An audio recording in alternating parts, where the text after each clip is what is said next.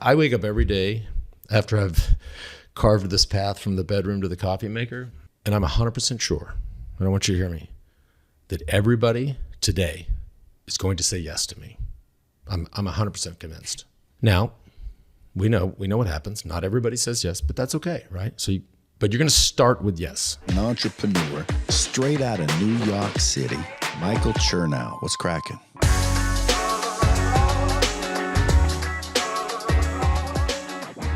What up, guys? Welcome back to the Creatures of Habit podcast. Yes. Today is the motherfucking day. Ooh, today's the day. Kicking off with some swearing. I got a guest that I am beyond excited to share with you all. He is a legend. He's an icon. He's one of the world's most famous and best athletes ever to walk the planet. His name is Lance Armstrong. You know him. He doesn't need much of an intro, but he's become a friend of mine, and I'm really excited to have him on the show to talk about habits, rituals, and routines. Plus, because obviously when you get a guest like Lance on the show, you wanna be able to dig in a little bit more than just understanding what makes this man tick. And we're gonna find out what makes him tick for sure. But yeah, he's done so much. He's done so much in his life.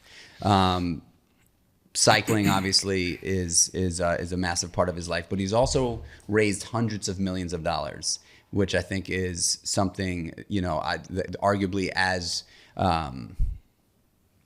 if not more accomplished than cycling, raising hundreds of millions of dollars for cancer research, cancer support. I think over $300 million he's raised with Livestrong, right?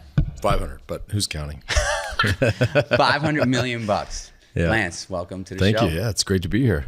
So we're in your house. Yeah, we're in your house. We got a pretty epic setup here, and I've been kicking your ass for the last 2 days. You have been. That's everything you just said is true. I gotta say, like, it's been fun working out, but it's really been fun beating the shit of an athlete like you. I mean, it's just I will pull out my birth certificate if I have to. I mean, I'm not. I kind of joke around with you that. Take it easy on the scrawny cyclist. I mean, you know what we were like. My body has, throughout my athletic career, right, going all the way back to 12, 13 years old, I started as a swimmer. So I had, I actually have a much bigger upper body and carry a lot more weight than all the guys I raced with, just because I had this swimmer body from a very young age, and then straight into triathlons, and just had a big back, big chest. Yeah, you got a trunk, dude. You got a trunk. So that's not common in cyclists. And so I was, I would have to try to whittle this thing down and be as skinny as possible. But at the end of the day, I'm still a scrawny 52-year-old cyclist. So if you want to run around and tell everybody how you kick the shit out of some scrawny 52-year-old cyclist, go for it. How many people can say fuck a 52-year-old cyclist? How many people can say that they kicked the shit out of Lance Armstrong? How many? One is too many. I wanted to kick off with a couple of just spitfires because I think it's fun. Yeah, great. Biggest pet peeve. It's your show. Biggest pet peeve. I know you got a lot of them. I do have a lot. I don't know if I'm not a big fan of small talk. Small talk just kind of grinds on me. Mm-hmm. I don't have a lot of patience either. I've tried to, control that a little bit through the years. I mean, we could do an entire show on my pet peeves. Somebody, driving the speed limit in the left lane. I don't know. I mean, but I struggle with small talk. If I know I have to go to an event and it's like a networking thing, and it's just going to be this sort of inch deep stuff, I'm like, ugh. People ask, what's your favorite animal? I'm not going to ask that. I'm going to ask you, if you were an animal, what would you be? Oh, man, you're asking some right out of the gate here, Michael. By the way, these are not things that I ever think about. Like, there's never been at one point in my life where I thought to myself, if I were an animal. That's what I'm asking. I know. It has to be, look, I mean, I've lived the life I've lived. It has to be some animal you would see on a safari. I don't know if that's a, just say it, fucking lion. Just say it. Well, I don't know if it's a lion. It's I don't know, but it's something like that. You know what it is? And I don't know too much about animals and safari animals and African animals, but I will tell you this: it's an animal that ain't afraid to go hunting, and it's certainly an animal that will do anything to protect its family. 100%. So whatever that animal is, that's me. Copy that. Yeah. Good answer. Favorite place to visit? Look, we travel a lot, so I love going to the beach. We go to the beach a lot, so it's not necessarily a special experience just because it's our go-to. I love the south of France.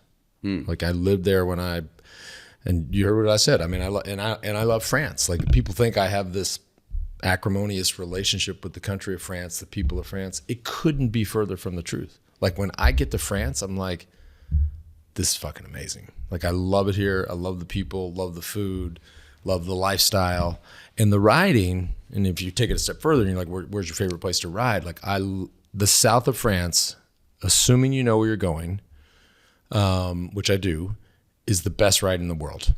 Just because of the views, or well, there are great views, but there is what's very mountainous. Mm-hmm. So behind Nice and Monaco, if you just went straight back inland, nothing but mountains. It's never flat. So there's that, and for whatever reason, they have a lot of roads.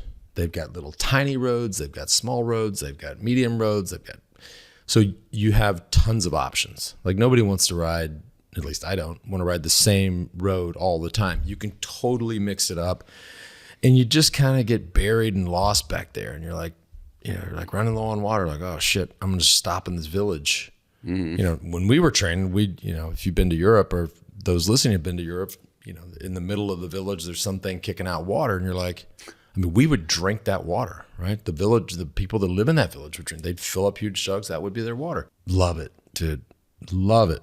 I'd go back. If I had one of those time machines, or those machines that get you somewhere fast, I'd leave right now. Any particular place in the south of France? Like any particular Well, we lived town? in Nice. So we lived in a little, between Nice and Monaco, so it goes Villefranche, and then you have a really cool peninsula called Saint-Jean-Cap-Ferrat. So we lived in Cap-Ferrat.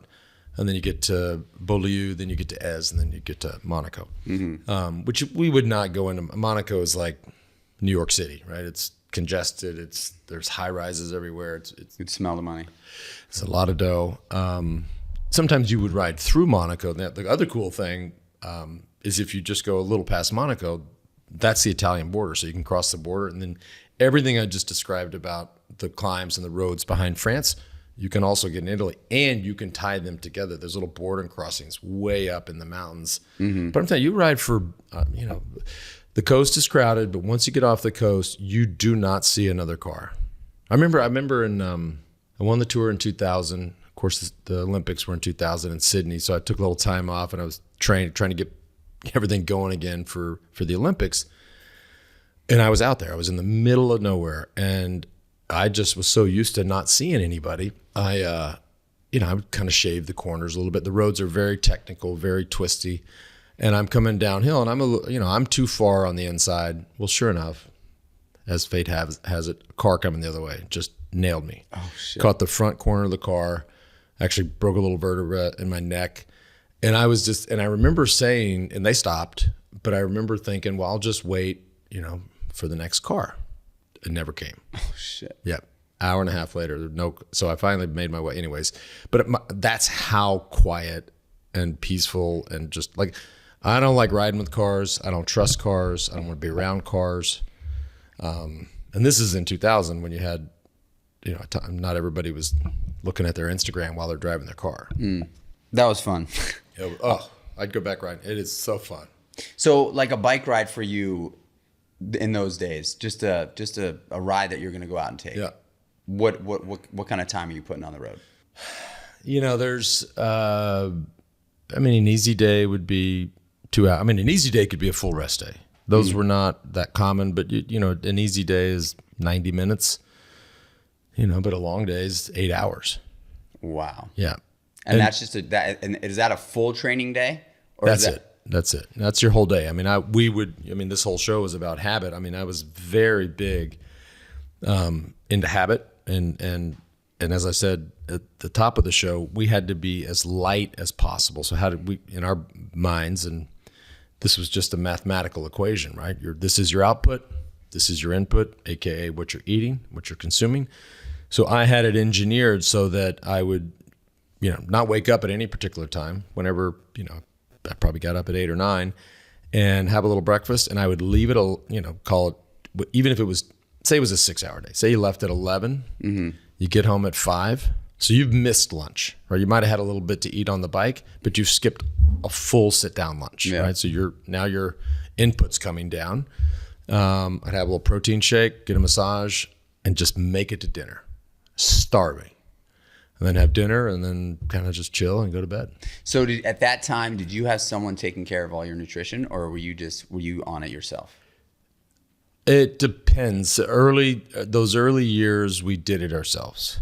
And as the tours started to stack up, then the support and the people around, I had more help, right? So whether it's those latter years, we had a chef. I had a follow car. So this idea of, and that's maybe why I'm so freaked out now, because I just ride by myself and I'm like, where's the fucking car behind me? Like, what if somebody just runs me over? Dave, who you've met.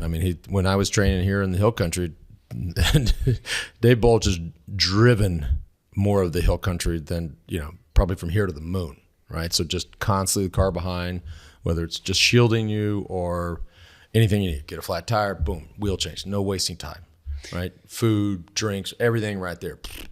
So, when I think about endurance, and you're the pinnacle of endurance, right? You're the output is intense. I would imagine an 8-hour day or a 6-hour day. I can't even imagine what the caloric, output is. Well, you don't go that hard. You can't go that. Nobody goes out and goes hard for 8 hours. You'd have to be. But 8 hours in the seat, no matter how you look at it, you're probably burning somewhere between 5,000 and 6,000 calories, I would imagine. Yeah. Some days are harder. Some days the work is more specific. And we never looked at miles, right? It wasn't like I have to ride, 120 miles today. It was all about time and all about vertical climbing. So vertical feet, we call it vert, right? So on a day like that, you'd get, 15,000 feet of climbing. In 8 hours, even in 6 hours, you could get 15,000 feet of climbing. And when it's that hilly and constantly hilly, you can't accumulate miles because you're going uphill most of the time. Are you ever, on those rides, are you ever listening to music? No, never. I do now occasionally. You have to be a little careful. Even when I mountain bike and you're not worried about cars typically. If you're on single track and they're bi-directional, right? You want to hear if somebody's, that's the last thing you want is two people listening to music, one person going up, the other one coming down. Yeah. That's not good. So not that when I run, I listen to music. But when I ride, I kind of like to have all my senses up. Can you recall a conversation? Because I would imagine you'd have a ton of conversations with yourself on those rides. Yeah. I can imagine. I would love to just hear what it sounds like in Lance Armstrong's head 4 hours in on the day. And I miss it. God, I miss it. By the way, it's a long time ago too. It's I don't know how people sort of frame up this idea of time and memories and put it all into, I think time plays tricks on people, right? And we can all, whatever we timestamp, right? Whether it's COVID or, my controversies or I was thinking about this the other day. My first tour this summer will be 25 years ago. Think about that. Yeah. That I can remember that day or those days like it was yesterday. How did you do? That was 95. 99. 99 was the first tour. 99 to 05. 99 to 05. And so that first tour, like what was, when we were on a run yesterday, I'd asked you. Who got their ass kicked on that run? I definitely got my ass kicked on that run. A little credit. Definitely got my ass kicked on that run. But I asked you, did you know you were going to win? Yeah. And you said after the first one. Right. Well, the first, yeah, of course. Yeah. So how did the conversation change? And then we're going to get into habits because I want everybody to know what goes on in your head, for ticking. But how did the conversation change from 99 to 2000? Well, 99, we didn't know. I had never competed for I had ridden the tour, but I had won stages in the tour, but never competed for what we call the GC, right? The overall. But the year before that, which was my first year back, I got fourth in the Tour of Spain, which is another 3-week tour, really hard tour. Typically, if you finish like that, you could compete in another Grand Tour, including the Tour de France. So we had this idea, like, look, and our team sucked, right? We had no other options at the tour. So it's not that the team sucked, but we certainly didn't have, maybe we did suck. We didn't have ambitions for the overall. So the idea was, look, let's just go. You just got fourth in the Tour of Spain year before. Let's build the team around you to try to get whatever it is. And by the way, if a rider or a team gets top 10 in the tour, that tour is a success. Mm-hmm. So the things, if you win a stage, it's a success for the entire team for the whole 3 weeks. If a rider places in the top 10, it's a success. So could we get in the top 10? Now, and I had been riding good before that, so we knew we could do better than that. But you don't know, right? I didn't know. I didn't know how I would last over 3 weeks, and ended up winning the tour. But after that, man, I was sure. Like and we'd have guys I'll never forget. We had this really amazing Spanish kid come on the team. His name was Jose Luis Rubiera. He's from Asturias, which is a really cool part of Spain. And his nickname was Chechu. And everybody, this was not your normal Spanish guy. Mm-hmm. He spoke perfect English. Like, he's fucking, like, all these guys we raced with are like kids that barely got out of high school. Chechu was like, taking classes during races. And I'm like, whoa, like, nobody does that. Chechu was, but he comes to the team and his English was good. And we were at the training camp in January. Mm. The race is in July. And somehow it came up. We were on a ride. We were riding side by side. And it came up, like, how would it, what about the tour? And I said, and I looked at him and I said, I guarantee you I'm winning. And now this he's a seasoned guy. Like, this wasn't just some random kid that came out. He had come from great teams, and this was a big hire for us. I'll never forget his face. He was like, how can anybody say that? How can you know that? I said, I fucking promise you, I'm winning. I thought he was going to fall off his bike. Like, it was. So, I mean, I hear that, and the conviction that you say that with, I believe. I wonder if it was coming off the back of a win, or if it was you're the kind of guy that is just not going to stop until you get the job done. And we know how to get the job done. Like, we knew exactly at that point. After that first year, we had this template for training, how you build the season, how you compose the team, any kind of technical changes we had to make, with the bikes or whatever. I knew it. You knew it. Yeah. Now, there's, you can say those things and we can talk about those things. It's the Tour de France. It's 3 weeks. There's 200 guys on the road. Some guy falls over in front of you and you can't stop, and you go over him and you break your collarbone. I don't care what you said in January. You're out of the race. Mm-hmm. Right? So that can happen. Or, some weird stomach bug, right? The day before the first big mountain stage, you're out. How important do you think it is to go into something like that with the mentality that you had, though? Like, how do you think that Well, I don't think anybody else had that mentality. You don't? No, absolutely not. Definitely. I think that right there is the difference. Yeah. I mean, I've gotten to, be close with a lot of these guys, primarily my number one rival the whole time. So I know him. I mean, I felt like I knew him when we raced. I know him a lot better now. He just doesn't think that way. He's not wired that way. I mean, his name is Jan Ulrich. He's a big German guy and hugely talented. Like, had all the gifts, more gifts than me, more talent than me, more potential than me. And just as I know him now, I mean, he's just like, we'll see how it goes. Whereas, I mean, I can't imagine saying, well, let's just see how it goes. No, fuck that. We're gonna be the way it goes. Mm-hmm. Full stop. So yeah, it's I mean, look, way smaller scale, but when I was doing some bodybuilding competitions, and my coach would always say to me, he'd be like, "We're not going to compete, dude. We're not going to compete. Like, I wouldn't coach you if you were going to compete. You're going to win, period. Mm-hmm. And if that happens, we've done our job. And if it doesn't happen, we failed, you know? And that was like, for me, you know, I think that really was the edge that I had, where I wasn't like walking into these things thinking that I was going to go and compete with other guys. I wanted to go in and I had this mentality where I was just like, if I'm not going to win, I'm not fucking going, you know?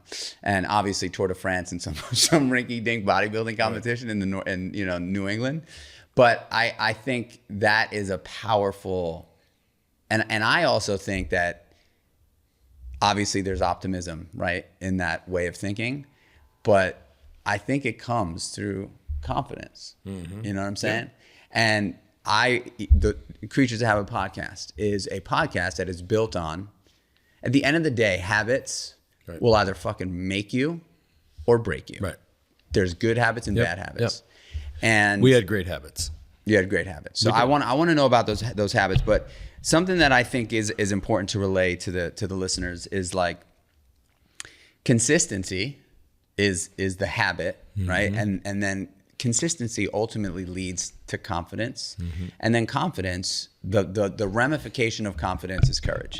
The end of it all, it's that courage component that is going to get you over the hump. You know? And so I want to talk about your habits. I want to talk about your habits then and now. Yeah.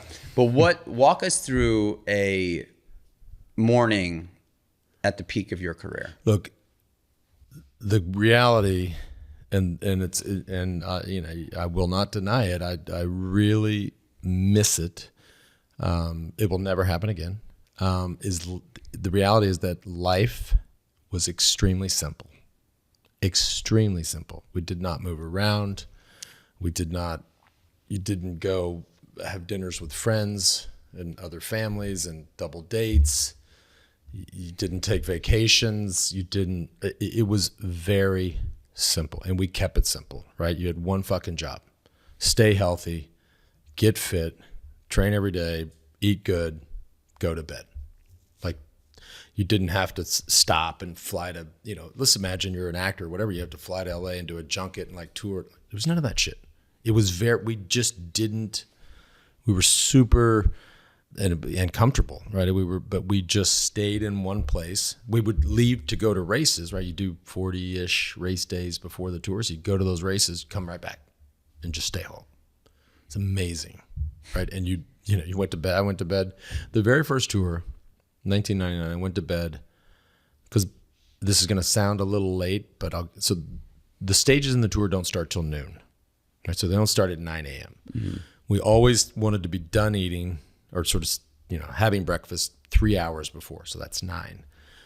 By the time you get done with the races, massage, have dinner, et cetera, I would go to bed every night at midnight, and I would sleep straight through till 9.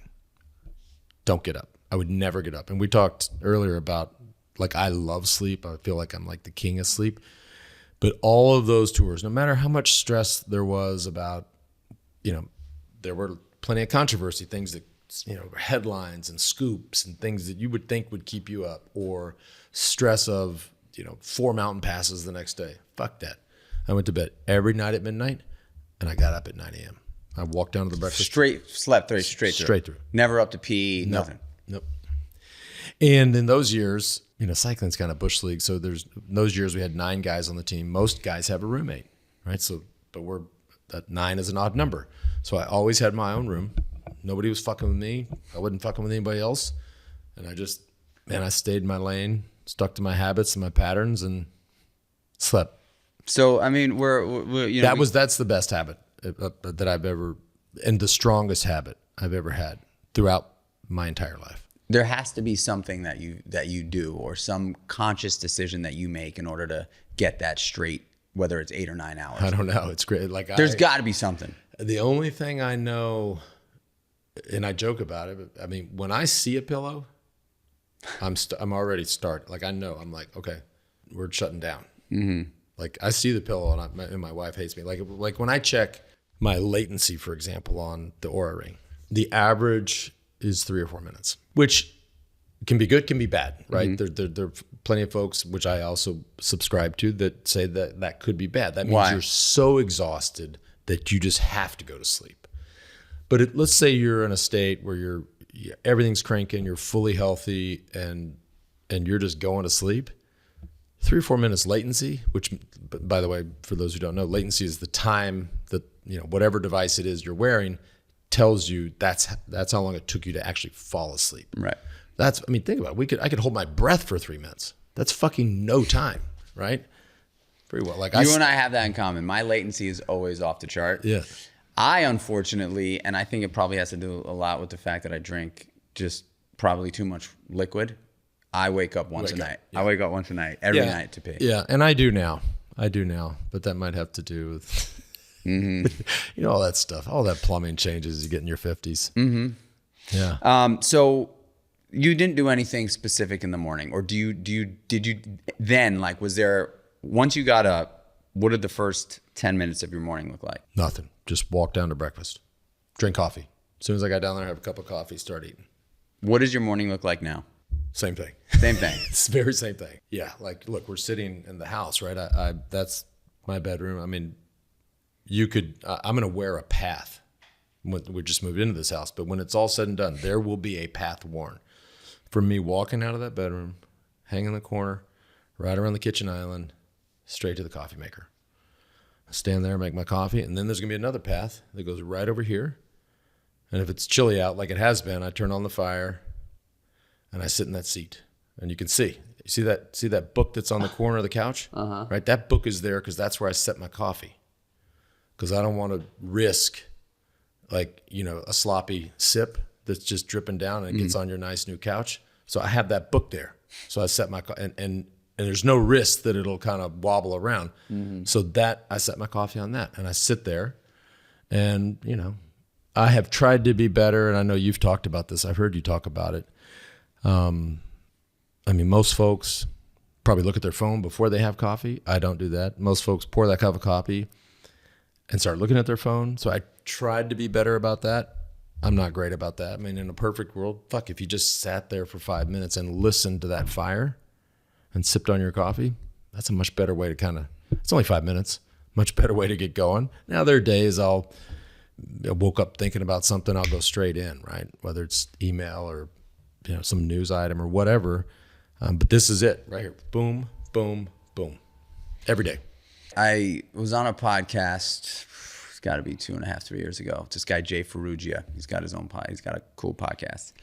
And he shared something with me that was really,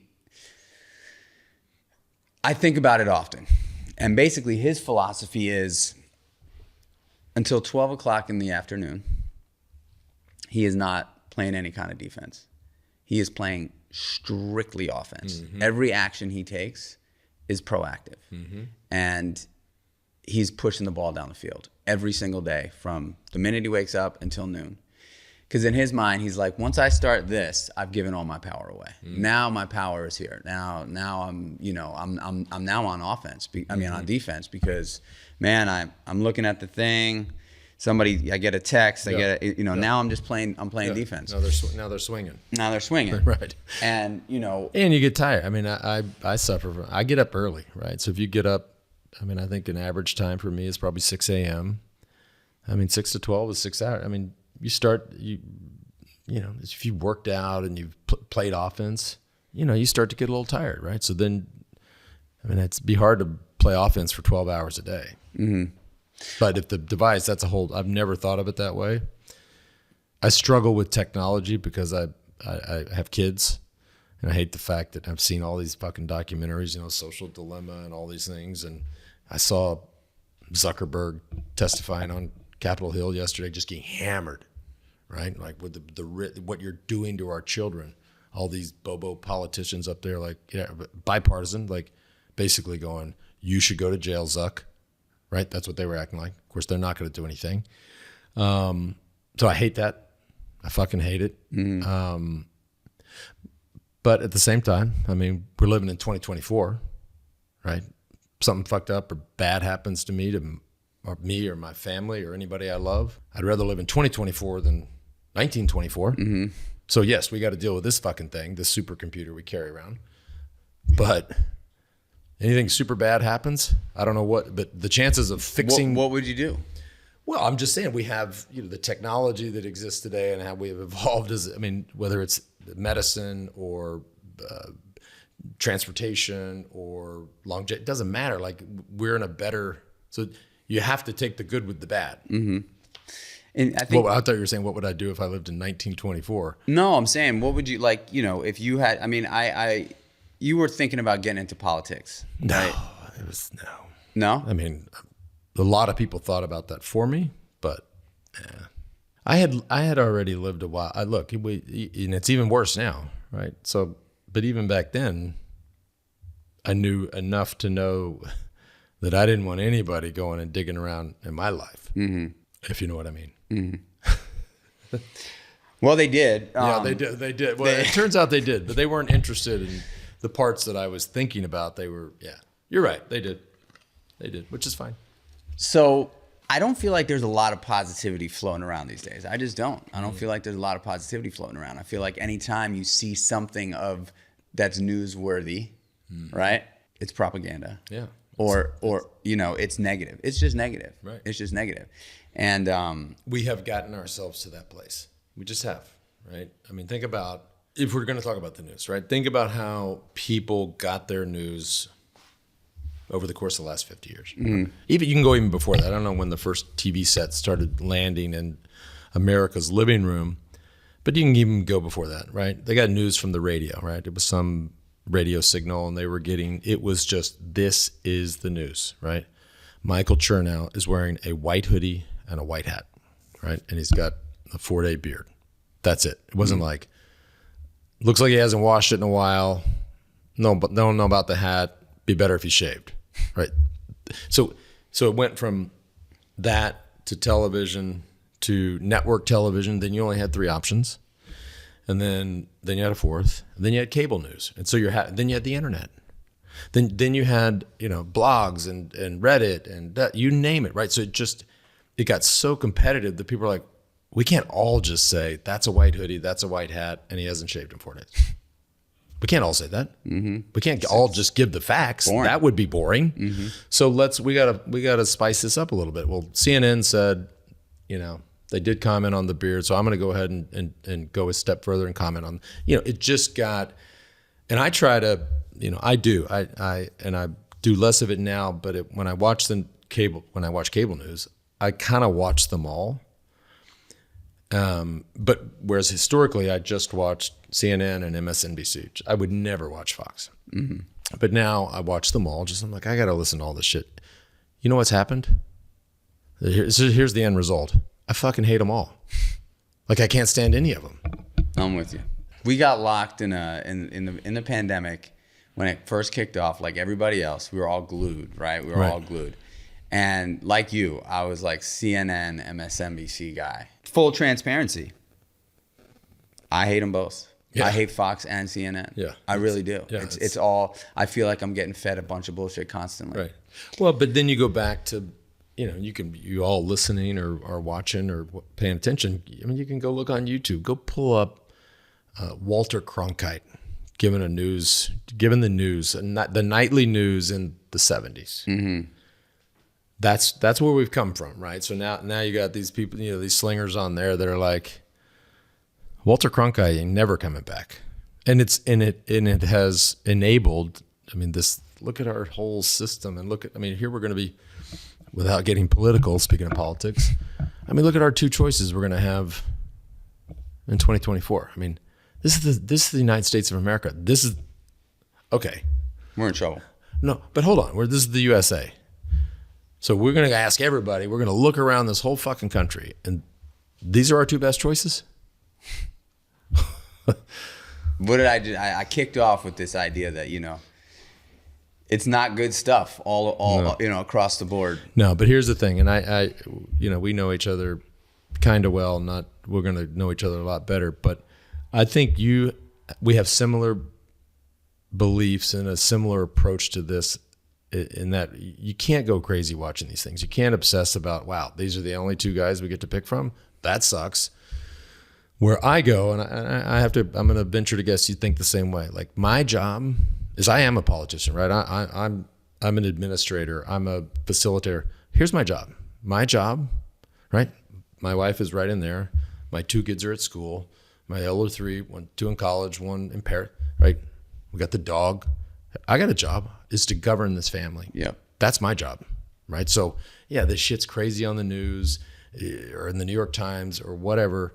But at the end of the day, I know that shit's fucked up. But the one thing that cannot be fucked up is the governor of this house, Right. or the president of this house, or the mayor of this house, whatever you want, the king of the house. Doesn't matter what you call it.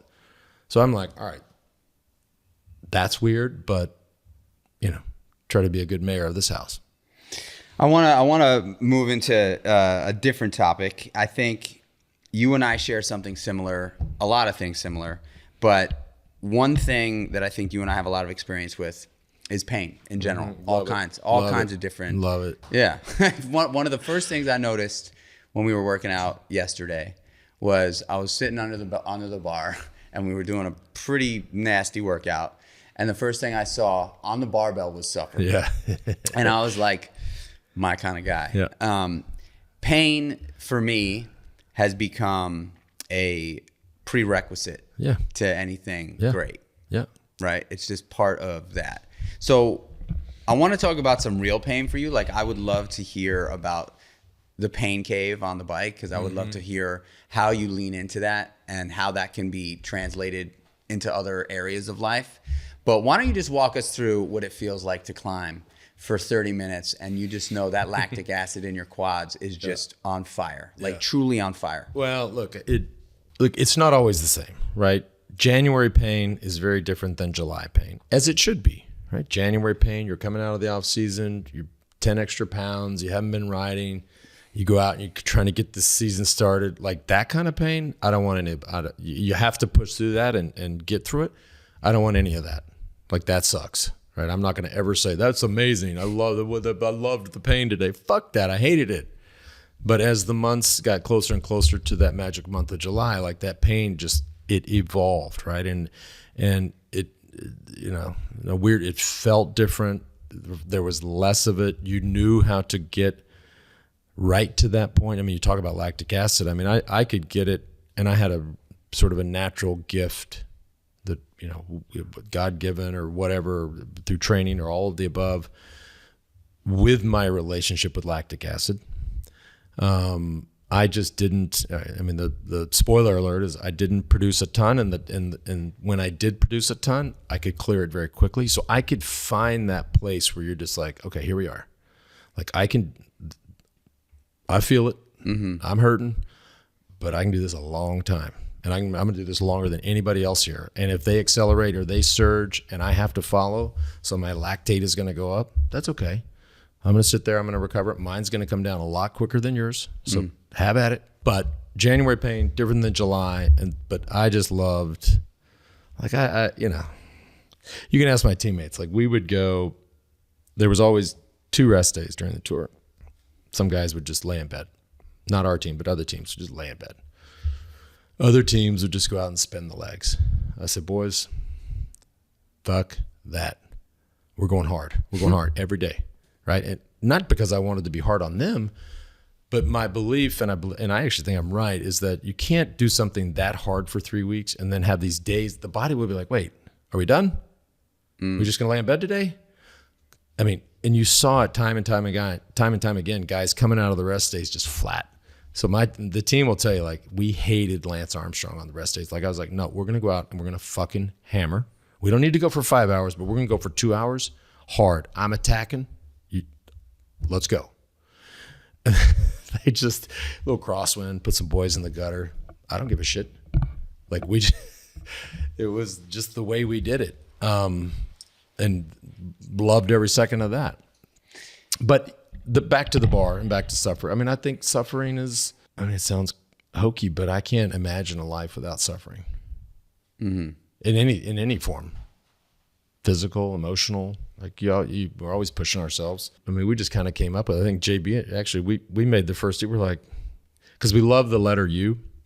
So I was making plays with WEDÖ. WEDÖ is WEDU.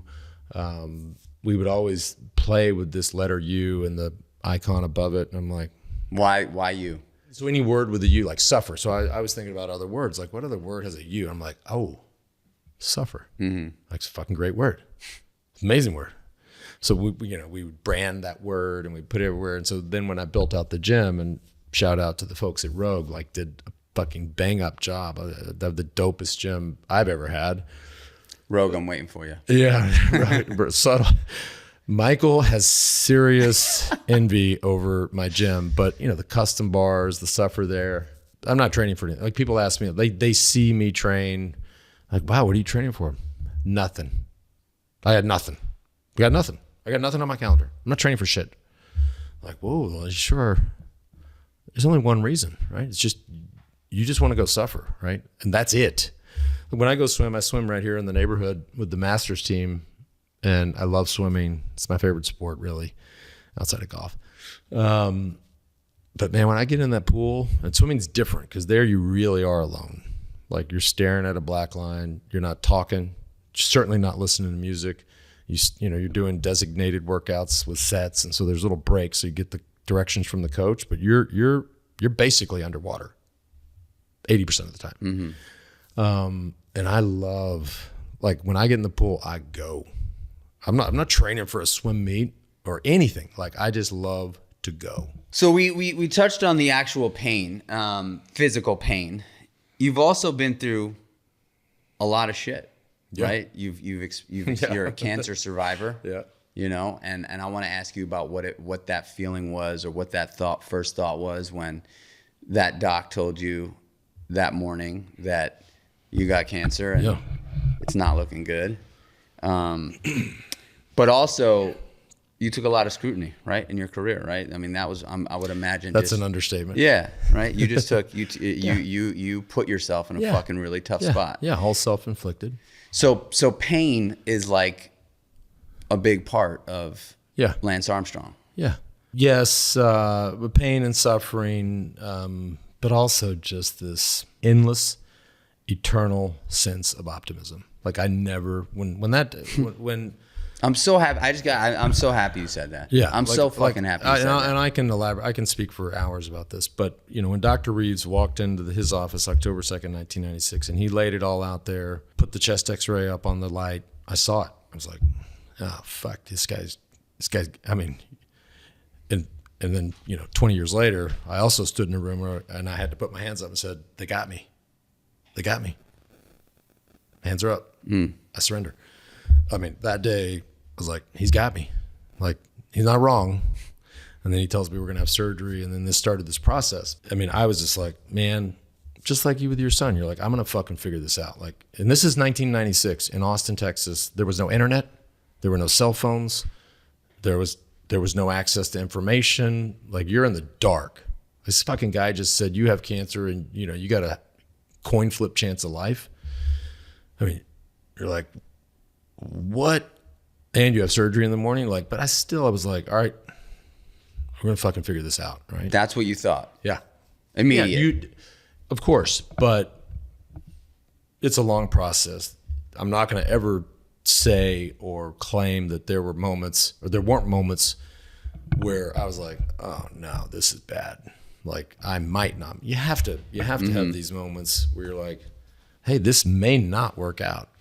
Now, there were not many of those. I mean, maybe I was wired that way. My mother was always that way. My mom overcame tons of shit. I mean, she had me at 17. The whole world was like, you're not having that baby. And she says, you're fucking damn right I am. Everybody's like, you're crazy. You're a little, rat kid with having a baby. Like she said, yeah, watch me. Right. So, I think a lot of that was instilled, just this fight and this, this attitude of never give up. I wake up every day after I've carved this path from the bedroom to the coffee maker, and I'm 100% sure, and I want you to hear me, that everybody today is going to say yes to me. I'm 100% convinced. Now, we know what happens. Not everybody says yes, but that's okay, right? But you're going to start with yes. You're going to start with yes. Because what's the alternative? You're gonna make that trek to the coffee machine, go sit down over there and go, everybody's gonna say no to me today. What the fuck? Then just lay down, give up. No, you have to believe that it is all green lights, and everybody's gonna say yes. And then as the answer starts to transition to no, you say, all right, I'm okay with that. And you start again, right? But you have to start with yes. And look at my life. I mean, there's no way that I could have gotten up from a life-threatening illness. There's no way I could have gotten up from when I got up 11 years ago without waking up every day going, okay, this isn't ideal. This sucks, right? What are my priorities? Protect my family, hug my family, maintain my health, and start with yes. I'm fucking starting every day with yes. Back then, 11 years ago, it was all, they were all no's, but that's okay. You go to bed, you reset, you wake up, and you start with yes. And I just did it over and over and over. And then all of a sudden, it wasn't all no's, right? Then you start getting more yeses, right? Then you talk about offense and defense, then you're playing offense, right? Everybody wants to play offense, right? And the key is to play offense. But I also think the endurance piece has probably served me well. Like I can sit in the shit for a while. I kind of correlate it to, and this is what I say to my boys, there's only one thing that I will ever force my kids to do. And I'm battling with it right now. But I happen to be a New York Giants fan, right? And okay. We can talk a lot about that. Being a New York Giants fan is arguably one of the hardest things to do in my life. But there's only one thing worse. Tell me. And that's being a Dallas Cowboys fan. Oh, everybody hates the Dallas Cowboy fans. Right, but when's the last time the Giants won the Super Bowl, right? They won 2008. Okay. When's the last time the Dallas Cowboys? Back up. When is the last time America's team has won the Super Bowl? I don't even know. Try 1996. But the one thing that I will say is that you guys always have a good season. And you guys always have a good run of games. Trying to raise two sons with just loss after loss after loss is really hard. So what I tell the kids... So you live in upstate New York. Tell them to be a Bills fan. They're better than the Giants. I can't do that. I wrote this massive newsletter 2 weeks ago to the community of Creatures of Habit, and I said, you never take off the jersey.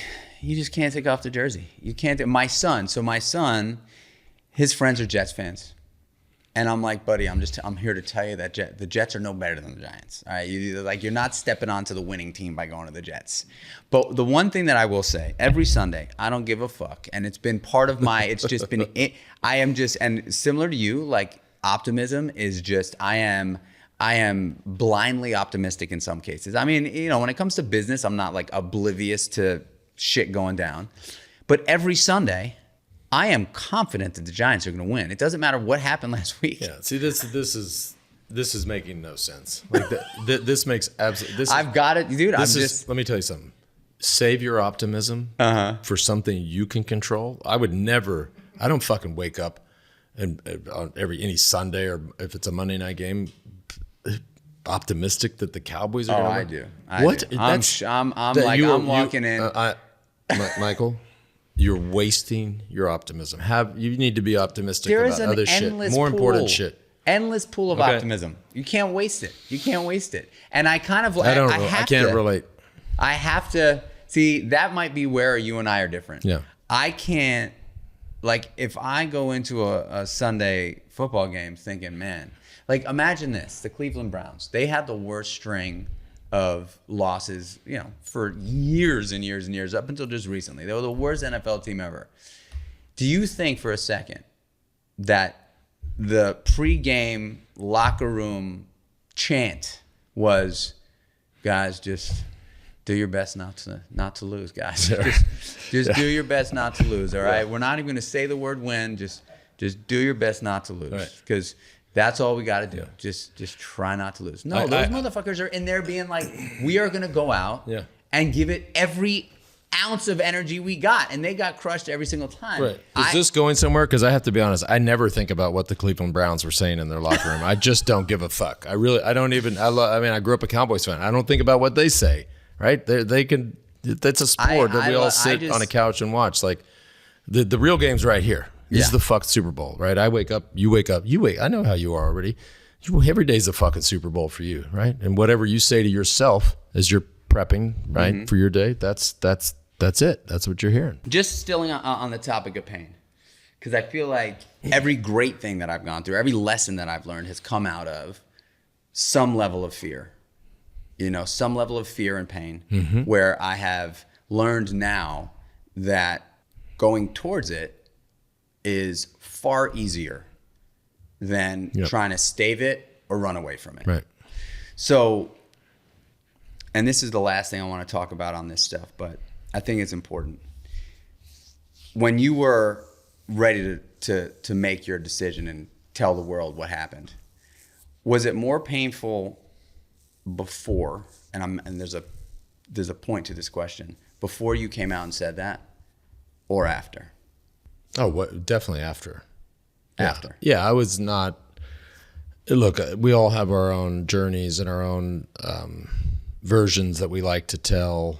I mean, there were plenty of we all did the same thing. I don't care what anybody says. Yep. Right? It just was what it wasn't. Nobody wanted it that way, just the way it was. Mm-hmm. And so there are versions of, this was, I couldn't live with this. And I just, that wasn't me. I had no problem living with it at all. I went to the fucking knife fight. They whipped out the guns. I went to the gun store. I did what everybody did, right? Mm-hmm. Okay, again, not perfect, but I'm not losing any sleep over that. We all played the game. But there are different versions, whether they're almost political answers that, I just had to let maybe that's their truth, but maybe not. Yeah, maybe that's something that sounds really good. Mm-hmm. So no, I mean, I didn't lay awake at night thinking about that. Even right before when you had made the decision. Oh, I mean, then after that, obviously everything came crashing down immediately, right? So then you had to think about it, right? I went from hero to zero overnight. I got sued by everybody and their dog. I had to navigate all that stuff. I had to figure out how to raise three of my kids at the time. Were in middle school. It's the worst time for kids. That's what I was worried about, right? Yeah, I didn't. That may not be an answer that anybody likes, but I never struggled with that. Played the game the way it was played. Again, sucked. Wasn't what I signed up for. But here's the thing. I wasn't going home. I went over to do a job. I felt like I was put here to do that job. If the game changes, I'm going to change. I would have loved to go over there to do the job with all the God-given gifts that I have. And we all just eat bread and water. I'd have kicked their ass the same. It's fine. But the game changed. Yeah. And that's, I'm leaving a part out that I shouldn't leave. I mean, I think most people, and sitting here in 2024 can accept that, how I evolved and grew into a man that was so vehemently combative and just wanted to defend myself, defend my sport, defend my charity, defend everything. That went too far. So that's the part where, that's the part that got me, right? I think, yes, they get you on the technicality of, did you cross the line? Yes. Does everybody know that everybody crossed the line? Yes. So where is it that we now have the green light or the approval to go after this guy? Look at the way he's acting. He's an easy guy to go after. That's the only reason they did it. But look, I'd said at the top of the show, self-inflicted. That's the part that's self-inflicted. So you don't ever look. I don't want to go back to being that guy. And that, you talk about pain. Thinking about that guy, getting sued by all these people and getting forced to sit down and watch that guy. Like, I would never go watch that guy in my free time, nor would you or anybody probably, but being forced, you're like, wow, I said that? I acted that way? Fuck. Like, that is painful. I said to you... But also helpful. So that's where I'm going with it. Yeah, that's helpful. I mean, I wouldn't change any of it. That's what I was just getting Wouldn't at. change any of it. So I said to you the other day, the guy that I was 20 years ago, just terrible decisions, one after the next, just one after the next in a different way, but just terrible decisions. Not proud of that guy. But the truth is, I needed to be that guy and go through that guy to get to the guy I am. Right. It had to happen for me. And I do not have any regrets. I genuinely do not. Right. And I hurt a lot of people. I definitely created a lot of, I probably created trauma for people, and I've made amends to those people. But I really do believe that I needed to go through that shit. And I don't know, this might be woo-woo, right? But I do believe that there are certain people that are just dealt difficult hands, man. Whether it doesn't look like that on the outside, there are things that show up in people's lives that are just challenging, right? Challenging one after the next. And I've like been one of those guys, I've been one of those guys, and so have you. Yeah. And so I assume no regrets. No, I don't have any regrets. Now, and that's if you say it, or I say it, or anybody else that's had a similar trajectory like us says that, it's a very unpopular answer, right? Because people say, well, wait a minute. Mm-hmm. So what you're saying is you would do it all over, right? If you were 22 years old or 23 years old and you went back to Europe, you would make that mistake again. Listen, breaking news. Fucking life doesn't work that way, right? We're not talking about, there's no do-overs here, right? We are talking today, right? In the very beginning of 2024. Like, we have to talk about today. Like, I don't know. You woke up as MIchael Chernow today. How'd that feel? Fucking awesome. Thank you, right? I woke up as Lance fucking Armstrong. And guess what? It was fucking amazing. And I'm going to go to bed as Lance Armstrong. And you're going to go to bed as MIchael Chernow. And you're going to go, fucking great day as MIchael Chernow. Good night, everybody. So, now, is it perfect? No. Is there stuff you're embarrassed about, ashamed about, just stuff of course, that's not the point. The point is, what did you learn from that? And how did you get to this point today where tonight you're going to go to bed tonight like, night, Michael, you're the fucking best. How did you get to that point, right? You can't change those things. These are all, if it's a piece of art, right? You start with a white canvas, and how did it end up there? How did all of this was just a process. And that's, now, if we're sitting here today in 2024, like, fuck, I got to go to bed as Lance again, and I got to wake up as Lance. That's a problem, right? So something, you haven't reconciled something, but no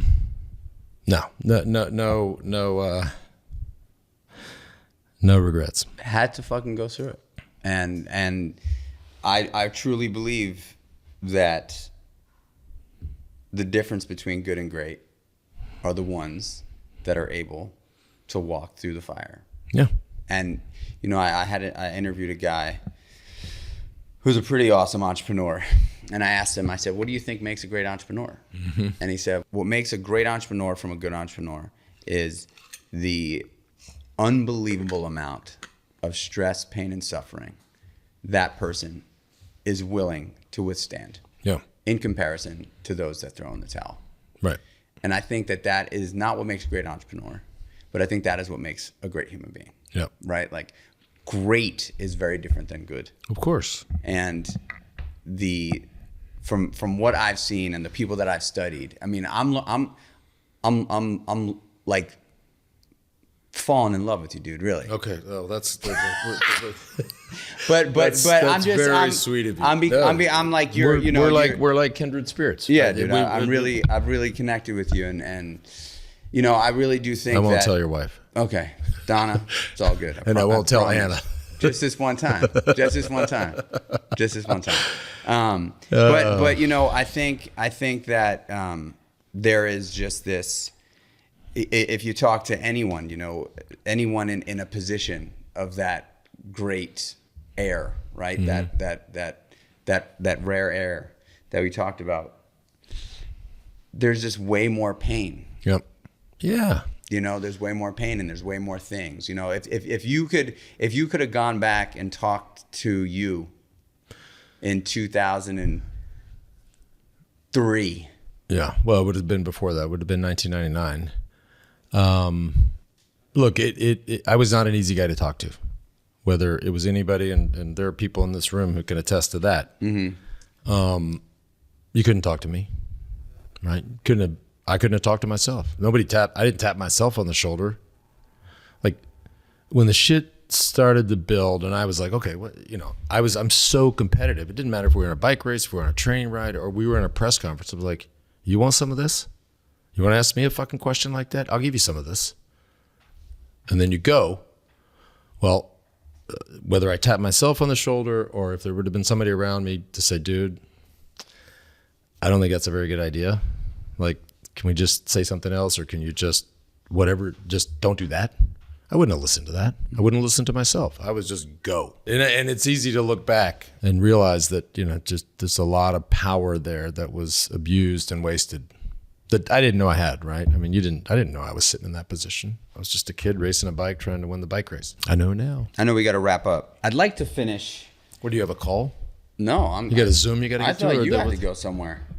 I'm good. Dude, I'll talk to you for fucking hours. Let's go, baby. I will tell you a funny story. So you connected, or no? So I connected with this lady the other day, and because I appreciate you saying that sweet thing you just said about me, but I'm not going to say that to you, but I'll give you a similar version of that.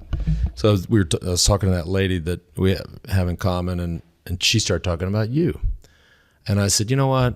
I fucking love that guy. I said, let me say the other day. I'm running around New York City, which already just makes me like crazy. Like I just can't, I can't do it. It stresses me out, and you're going from one meeting to the next, and you're just trying to be on time, and you have to deliver in these meetings. And then I was so glad I was like headed to the airport, and you text me, you're like, dude, if you're free at 2 Eastern, would you mind jumping on the Zoom call with these 15 guys I'm training? And we're doing a Zoom. I don't know what y'all were talking about before, but I got to tell you, because I was on the Zoom, there's not very many people in this world that I would have got on that Zoom for. And we don't even hardly know each other. Just getting, there was no part. I was like, all right, I'm getting on. Chernow wants me on, I'm on. Like there's just very few people. And I told this lady that, and she was like, that's the sweetest thing I've heard all day. She did. And I was like, yeah, and it's true. Dude, you have no idea. How stoked I was that you did that. It was literally, I think I wrote you in a text. I was like, dude, I'm going for it. This is a long shot. Yeah. But man, if you can hop on anywhere from 2 to 2:45, and then when you popped on there, I was like, oh my God, this guy is the fucking real deal. The guy's the fucking real deal. He fucking in a cab in New York City, driving around, not only made my day, but I've already got to meet you. These dudes that were on that call, holy shit. Like, you just floored him, man. That was cool. Just floored him. That was cool. After all is said and done, man, you're a great dude. And yeah, I mean, I'm sure. I appreciate that. You are, dude. You're a great dude. I wouldn't be sitting here if that wasn't the actual truth. And so I feel that way, and I'm sure a lot of people in your life feel that way. Yeah. In closing, what do you think? All this stuff, and honestly, man, we didn't even talk about your unbelievable success in investing, angel investing in your fund, in your venture fund. Yeah, we'll do that next month. Yeah. When you're looking for a guest, you just call me. Like there's the late night shows. If you're always they always like, fuck, we need somebody tonight. I'll call Matt Damon. He's in whoever like they always have someone. I'll be your guy. Like, okay, you're my guy. All right, yeah, right. Little dead spot here. Call LA. He'll come over here. But you've got your hands in a lot of cool things. I mean, dude, just walking me around your house and showing me your art, like your passion for art is obvious. It's pretty cool to see that. I hope to get to a place where I'm able to walk people through my art gallery. Mm-hmm. What do you think you'd like to share as a parting piece of advice from all the shit to where you are now? Yeah. Well, there has been a lot of, and by the way, look, I mean, I still deal with shit, right? I still deal with, this journey didn't start 52 years ago. It didn't start 11 years ago. I mean, it's just playing out, right? Life is messy. And so you're always having to figure stuff out and try and be better. I think and this is sort of my favorite band in the world is War on Drugs. Do you like the band The War on Drugs? I've never even heard on The War on Drugs. Okay. Jesus. Just remember, dude. It's funny. You're the generation above me. No, but the War on Drugs, your listeners will know the band. A lot of them. Mm-hmm. Or hopefully. You know what? Hopefully some of them know. I'll play some for you. I love the band. It's my favorite band in the world. They're amazing live. It's funny. I tell this story in a lot of talks I give, and the whole you're not alone. Most people are like, never heard of that band. I'm like I'm obsessed with this band. But anyways, their music's great. The lyrics are very profound. Some would say dark, but deep and profound and raw. And Adam's the singer, he writes all the songs. And so there's one song where it's called Strangest Thing. So the chorus at the end says, be the writer of your own story. I mean, you know this. And the thing about that is really two things. Yes, we all want to write our own story. And we don't want anybody else to write our story. We want to write our story. Be the writer of your own story. That's, sorry to get emotional. It's like my fucking anthem. Like it's my anthem. Because my life has been written, there's 20 different versions. But it's not over, right? And so, and there are days where I'm like, whoa, I'm not going to sit here and pretend like this canvas is perfect, like this Rob Pruitt piece is. There are chapters I'm like, I fucked up that chapter, and I'm in the middle. I might be in the middle of a chapter right now, and I just fucked that part up. But that's okay. You have to continue to write this story, which is your own story. And so, I know it's a little heavy to end on, but it's so important to me. I don't think we can go any further, dude. Okay. That was awesome. I'll play it for you tonight. I want to hear it. That was awesome. Yeah. Dude. That was awesome, and I really appreciate you just coming on this journey with me and being vulnerable, fucking throwing it out there. And we got to break it to our wives. Yeah, we were crying. Here's the thing. Yeah, we were laughing. These guys are running around working out with their shirts off, and oh wait, their wives are both into food and yoga and running. Donna and Anna, you guys go run off, and Michael. We'll be off in the sunset. No, but it's yeah. Write your own story, man. Guys, I don't have to say much. The value that I got. I mean, I was so intently listening to this podcast. I felt like I was gonna I felt that there was a chance that I was just gonna have to stop it because I was so into it. Literally thinking of myself listening to the podcast. So the value is unbelievable. I'm sure you enjoyed it as much as I did. Creatures of Habit podcast is something that I fucking love doing. I love doing the podcast. You're good at it. Thank you. You are good at it. I fucking love doing it. And you guys, I'm talking to you, listening in the car. You guys are the ones that help keep this thing going. It's just that simple. So it would mean the world to me. I'm going to ask you for a favor like I always do. Share this podcast with someone that you think can listen, that would appreciate it. Share it with a friend, share it with a family member. Share it with a coworker, share it with a fucking enemy. Share it with someone that you think would appreciate the podcast. And if you're really feeling generous, give me a 5-star rating and a review. And if you want to write a review and it's not a 5-star rating, save your handwriting. Don't do that. I'm not going to ask you to do that. I appreciate you guys. I fucking love you guys. Yeah. You know where to find Lance Armstrong. Lance Armstrong everywhere. So we don't need to ask him about that. Until the next one, y'all. Peace.